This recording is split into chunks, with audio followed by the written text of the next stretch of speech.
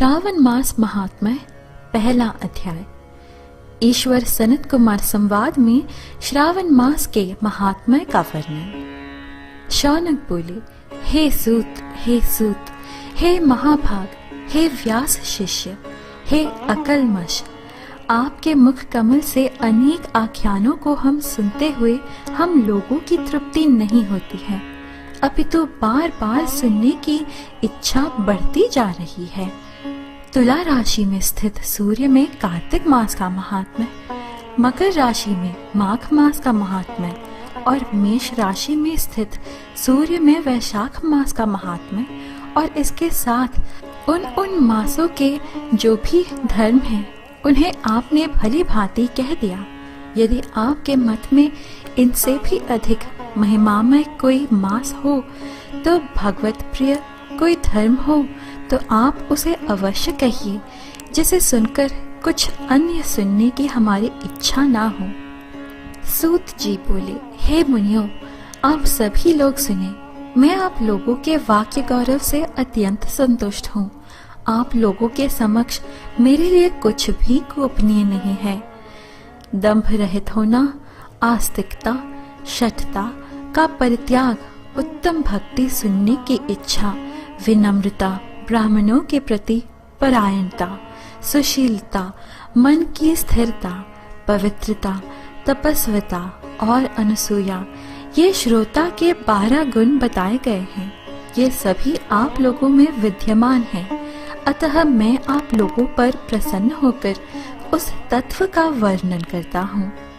एक समय प्रतिभाशाली सनत कुमार ने धर्म को जानने की इच्छा से परम भक्ति से युक्त होकर विनम्रता पूर्वक ईश्वर भगवान शिव से पूछा। सनत कुमार बोले, योगियों के द्वारा आराधनीय चरण कमल वाले हे देव, हे महाभाग, हमने आपसे अनेक व्रतों तथा बहुत प्रकार के धर्मों का श्रवण किया, फिर भी हम लोगों के मन में सुनने की अभिलाषा है। 12 मासों में जो मास सबसे श्रेष्ठ, आपकी अत्यंत प्रीति कराने वाला है, सभी कर्मों की सिद्धि देने वाला हो और अन्य मास में किया गया कर्म यदि इस मास में किया जाए तो वह अनंत फल प्रदान कराने वाला हो। हे देव, उस मास को बताने की कृपा कीजिए। साथ ही लोकानुग्रह की कामना से उस मास के सभी धर्मों का भी वर्णन कीजिए। ईश्वर बोले, हे सनत कुमार, मैं अत्यंत गोपनीय भी आपको बताऊंगा। हे सुव्रत, हे विधि नंदन, मैं आपकी श्रवणोच्छा तथा भक्ति से प्रसन्न हूँ। 12 मासों में श्रावण मास मुझे अत्यंत प्रिय है। इसका महात्म्य सुनने योग्य है, अतः श्रावण कहा गया है। इस मास में श्रवण नक्षत्र युक्त पूर्णिमा होती है, इस कारण से भी इसे श्रावण कहा गया है।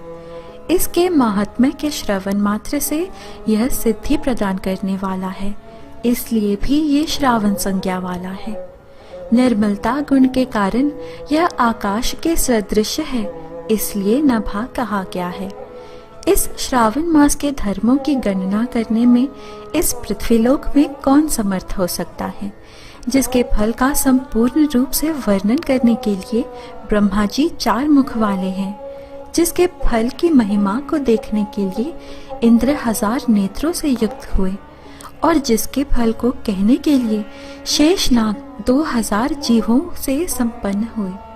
अधिक कहने से क्या प्रयोजन, इसके महात्म्य को देखने और कहने में कोई भी समर्थ नहीं है। हे मुनि, अन्य मास इसकी एक कला को भी नहीं प्राप्त होती है। यह सभी व्रतों तथा धर्मों से युक्त है। इस महीने में एक भी दिन ऐसा नहीं है जो व्रत से रहित दिखाई देता हो।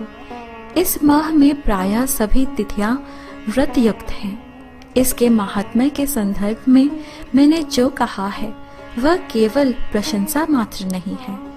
आर्तो, जिज्ञासु, भक्तों, अर्थ की कामना करने वाले, मोक्ष की अभिलाषा रखने वाले और अपने अपने अभीष्ट की आकांक्षा रखने वाले चारों प्रकार के लोगों, ब्रह्मचर्य, गृहस्थ, वानप्रस्थ, संन्यास, आश्रम वाले को इस श्रावण मास में व्रतानुष्ठान करना चाहिए।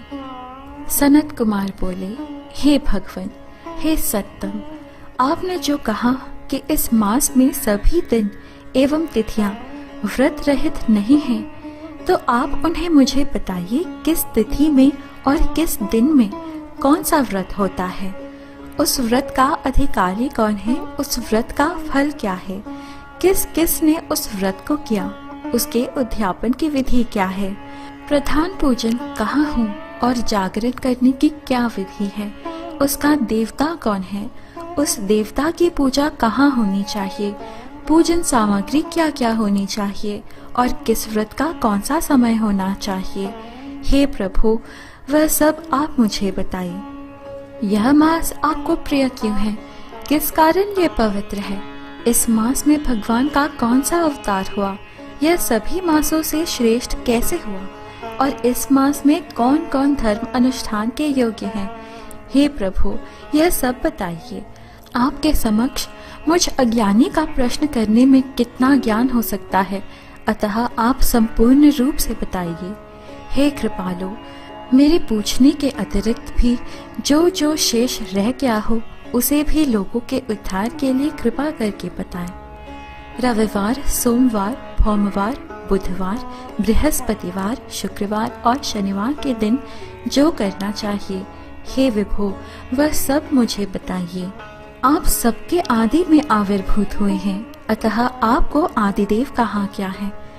जैसे एक की विधि बाधा से अन्य की विधि बाधा होती है, वैसे ही अन्य देवताओं के अल्प देवत्व के कारण आपको महादेव माना गया है। तीनों देवताओं के निवास स्थान पीपल वृक्ष में सबसे ऊपर आपकी स्थिति है। कल्याण रूप होने के कारण आप शिव हैं और पाप समूह को हरने के कारण आप हर हैं। आपके आदिदेव होने में आपका शुक्ल वर्ण प्रमाण है, क्योंकि प्रकृति में शुक्ल वर्ण ही प्रधान है, अन्य वर्ण विकृत है। आप कर्पूर के समान गौर वर्ण के हैं, अतः आप आदिदेव हैं। गणपति के अधिष्ठान रूप 4 दल वाले मूलाधार नामक चक्र से, ब्रह्मा जी के अधिष्ठान रूप 6 दल वाले स्वादिष्ठान नामक चक्र से और विष्णु के अधिष्ठान रूप 10 दल वाले मणिपुर नामक चक्र से भी ऊपर आपके अधिष्ठित होने के कारण आप ब्रह्मा तथा विष्णु के ऊपर स्थित हैं। यह आपकी प्रधानता को व्यक्त करता है। हे देव, एकमात्र आपकी ही पूजा से पंचायतन पूजा हो जाती है, जो कि दूसरे देवता की पूजा से किसी भी तरह संभव नहीं है। आप स्वयं शिव हैं। आपकी बाईं जांघ पर शक्ति स्वरूपा दुर्गा, दाहिनी जांघ पर गणपति, आपके नेत्र में सूर्य तथा हृदय में भक्तराज भगवान श्री हरि विराजमान है। अन्न के ब्रह्मा रूप होने तथा रास के विष्णु रूप होने और आपके उसका भोक्ता होने के कारण, हे ईशान, आपके श्रेष्ठत्व में किसे संदेह हो सकता है। सबको विरक्ति की शिक्षा देने हेतु आप शमशान में तथा पर्वत पर निवास करते हैं। पुरुष सूक्त में उतामृतत्व शेषानो इस मंत्र के द्वारा प्रतिपादन के योग्य है। ऐसा महर्षियों ने कहा है। जगत का संहार करने वाले हालाहल को गले में किसने धारण किया। महाप्रलय की कालाग्नि को अपने मस्तक पर धारण करने में कौन समर्थ था। संसार रूप अंधकूप में पतन के हेतु कामदेव को किसने भस्म किया। आप ऐसे हैं कि आपकी महिमा का वर्णन करने में कौन समर्थ है। एक तुच्छ प्राणी में करोड़ों जन्मों में भी आपके प्रभाव का वर्णन नहीं कर सकता। अतः आप मेरे ऊपर कृपा करके मेरे प्रश्नों को बताएं। इस प्रकार श्री स्कंद पुराण के अंतर्गत ईश्वर सनत कुमार संवाद में श्रावण मास महात्म्य में पहला अध्याय पूर्ण हुआ।